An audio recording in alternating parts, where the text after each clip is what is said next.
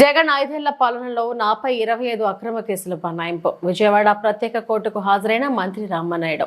విజయవాడ ప్రజాప్రతినిధుల ప్రత్యేక కోర్టుకు సోమవారం మంత్రి రామానాయుడు హాజరయ్యారు. మళ్లీ ఈ నెల 23వ తేదీకి వాయిదా వేశారు. 2019 ఆగస్టులో వైసీపీ ప్రభుత్వం అక్రమంగా అరెస్టు చేసి పోలీస్ స్టేషన్లో నిర్బంధించిన ఆశా వర్కర్లకు న్యాయపరంగా అండగా నిలిచిన మంత్రి రామానాయుడుతో పాటు పలువురు పార్టీ శ్రేణులపైన నాడు అక్రమ కేసులు నమోదైన విషయం తెలిసిందే. అప్పటి నుంచి గత 5 ఏళ్లుగా విజయవాడ ప్రత్యేక కోర్టుకు హాజరవుతున్నారు. ఈ సందర్భంగా మంత్రి రామానాయుడు మాట్లాడుతూ ప్రజాస్వామ్యం, రాజ్యాంగం, రెడ్ బుక్ గురించి వైసీపీ నాయకులు మాట్లాడుతుంటే దయ్యాలు వేదాలు వల్లించినట్లుగా ఉందన్నారు.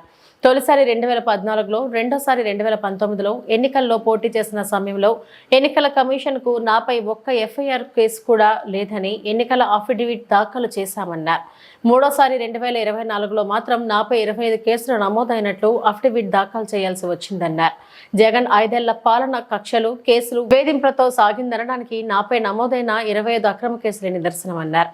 సత్యమేవ జయతేను నమ్ముకొని పనిచేస్తున్న పార్టీ మాదని, చివరకు సత్యమే గెలుస్తుందని మంత్రి రామానాయుడు చెప్పారు. ఈరోజు వైఎస్ఆర్సీపీ నాయకులు ప్రజాస్వామ్యం గురించి, రాజ్యాంగం గురించి, రెడ్ బుక్ గురించి మాట్లాడుతూ ఉంటే దెయ్యాలు వేదాలు వల్లిస్తున్నట్టుగా ఉన్నటువంటి పరిస్థితి.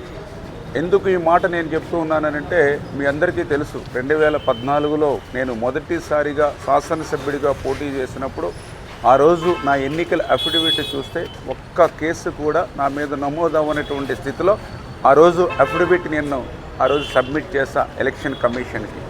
అదేవిధంగా 2019లో రెండవసారి శాసనసభ్యుడిగా పోటీ చేసినప్పుడు కూడా ఏదైతే ఎలక్షన్ కమిషన్కి సబ్మిట్ చేసినటువంటి ఎన్నికల అఫిడవిట్లో కూడా ఒక్క కేసు కూడా నమోదు కానిటువంటి పరిస్థితి ఆ అఫిడవిట్లో ఈరోజు మీరు చూసినా కూడా తెలుస్తుంది.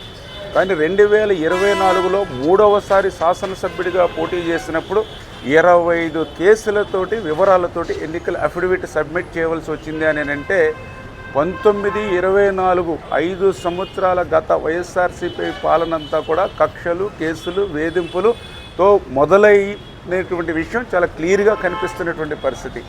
ఆ రకంగా గతంలో ఎప్పుడూ కూడా ఒక్క ఎన్నికల అఫిడవిట్లో కూడా ఎఫ్ఐఆర్లు, కేసులు లేనిటువంటి నాలాంటి వ్యక్తి మీద కూడా మరి 19-24 మధ్య 25 కేసులు పెట్టారని అంటే అటువంటి నాయకులు, అటువంటి పార్టీ వాళ్ళు ఈరోజు ప్రజాస్వామ్యం గురించి, రాజ్యాంగం గురించి మాట్లాడితే చాలా విచిత్రంగా ఉంటుంది.